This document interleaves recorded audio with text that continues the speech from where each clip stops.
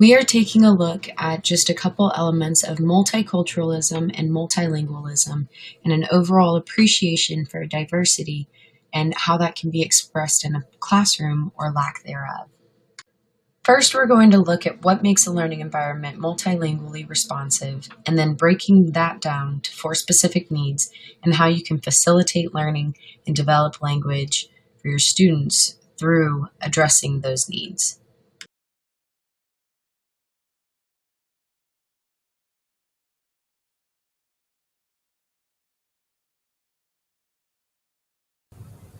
Now we are going to talk about what makes a learning environment culturally responsive and how we can create a more culturally diverse and accepting environment in our own classes. Problems in the classroom dealing with racism could arise from a student making fun of their peer who has a different skin color than them just because of their skin color. The child may say something to the effect of not wanting to be in a group with a certain student, or not wanting to sit near that student because they look different. If this is coming from one of your students, a solution would be to use the 5-step action plan to address the comment. The plan says, stay calm, get ready for action, confront the behavior, give specific examples of racism, and give them the causes and effects of the harm racism does. By following this plan, you are addressing the racism in a rational way that helps the child to understand their actions and the consequences they bring. This will help them to think about the effects of what they say in the future and can help to eliminate racism in your classroom. To be prejudiced means to have irrational fear or hatred toward a specific group of people. You may encounter this as well when working in your classroom. Many times you see this in the form of a child bullying other students based on their race, religion, sexual orientation, gender, or other stereotypes they have encountered.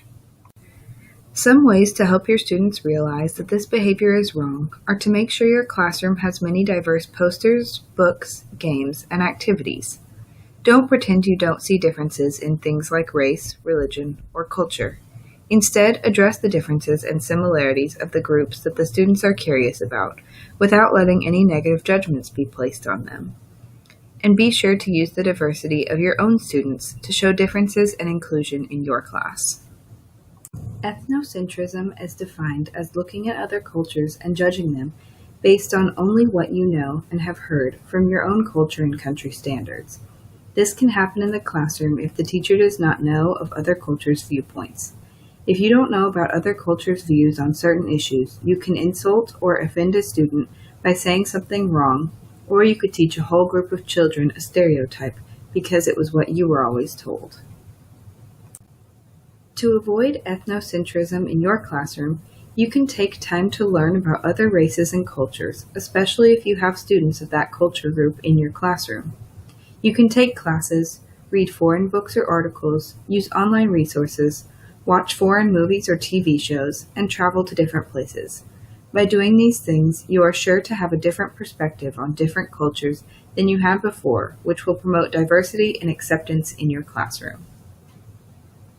Stereotyping is using oversimplifications to judge a whole group of people, saying they are all one way based on something you have heard to be true. This could happen based on race, religion, gender, sexual orientation, or many others. You will see this in your classroom often when students bully others, saying things such as, girls aren't as good at math as boys, or boys aren't as smart as girls. This can be harmful in a classroom if a teacher or a student thinks this way. As a teacher, to keep stereotypes from being a problem in your classroom, you can do these simple things. Make sure to make your classroom safe for everyone that enters it. Let students know you have high expectations for them, but also tell them you know they are smart and that they can do anything they set their mind to. And make sure to warn students of stereotypes, but also address them with your students whenever you see stereotypes arise. In conclusion, if we make sure to address students' multilingual needs and cultural needs in our classes, and if we as the teachers help all our students in the ways that each individual needs help, we can be sure to have a very diverse and accepting classroom all around.